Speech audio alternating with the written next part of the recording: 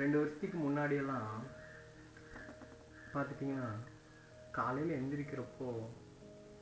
எந்திரிச்ச உடனே மனசு ரொம்ப பாரமாக இருக்கும். சுற்றி எல்லாரும் முன்னாடி போயிட்டாங்க, நீ மட்டும் இப்படியே இருக்க அப்படின்னு தோணும். நானும் நிறைய விஷயங்கள் ட்ரை பண்ணேன், ஆனால் நல்லா நிறைய மோட்டிவேஷன் இல்லாதனால யாருக்கும் தெரியாமல் சைலண்ட்டாக ஃபெயில் ஆனேன். நான் நைட்டு படுக்க போகும்போது ஒரே கேள்வி தான் மனசுக்குள்ள, இதுதான் உன்னோட லைஃபா அப்படின்னு. ஒரு நாள் பெரிய மிராக்கிள் ஒன்றும் நடக்கலை, சக்ஸஸ் ஒன்றும் வரல, லைஃப்பில் சடனாக எந்த சேஞ்சஸும் நடக்கலை. ஆனால் திடீர்னு என் மனசுக்குள்ளே ஒரு சின்ன சேஞ்ச் ஒன்று நடந்துச்சு. அது என்னன்னா, நான் ரெடின்னு ஃபீல் ஆகிற வரைக்கும் வெயிட் பண்ணலான்னு ஒரு டிசிஷன் எடுத்து டயர்டாக இருந்தாலும் ட்ரை பண்ணேன்.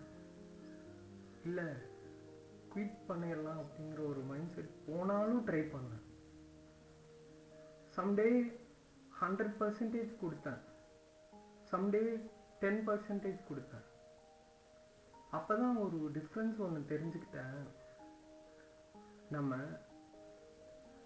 டெய்லியும் 10% ப்ராக்ரெஸ்ஸை ஒன்ஸ் 100% ட்ரை பண்ணுறதை விட ரொம்ப பவர்ஃபுல்னு தெரிஞ்சுக்கிட்டேன்.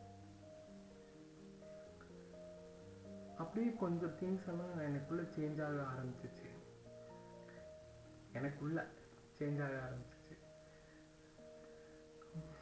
அது ஃபஸ்ட்டு என்னன்னு பார்த்துட்டிங்கன்னா, ஸ்ட்ராங் ஆனது என்னோட மைண்ட் தான் ஸ்ட்ராங் ஆச்சு. அப்போ பார்த்துட்டிங்கன்னா,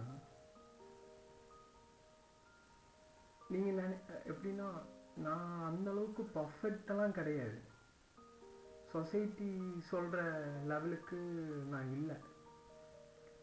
ஆனால் நான் ஒன்று புரிஞ்சுக்கிட்டேன், ஆழமாக ஒன்று நான் புரிஞ்சுக்கிட்டேன். நான் என்னை விட்டு கொடுக்கல, எங்கேயும் விட்டுட்டும் போகல. என்ன நீங்கள் இந்த வீடியோ பார்த்துட்ருக்கீங்கன்னா, நீங்களும் லாஸ்ட்டாக இருக்க மாதிரி ஃபீல் பண்ணீங்கன்னா இதை பண்ணுங்க. ஸ்டார்ட் பண்ணுறப்போ மோட்டிவேஷன்லாம் எதுவும் தேவையில்லை. பிகின் பண்ண கான்ஃபிடென்ஸ் இருந்தால் போதும், கண்டினியூ பண்ண டிசிப்ளின் இருந்தால் போதும். குயிட் பண்ணாதீங்க, உங்களோட ஃப்யூச்சர் செல்ஃப் உங்களுக்காக சைலண்ட்டாக வெயிட் பண்ணிகிட்டு இருக்கான்.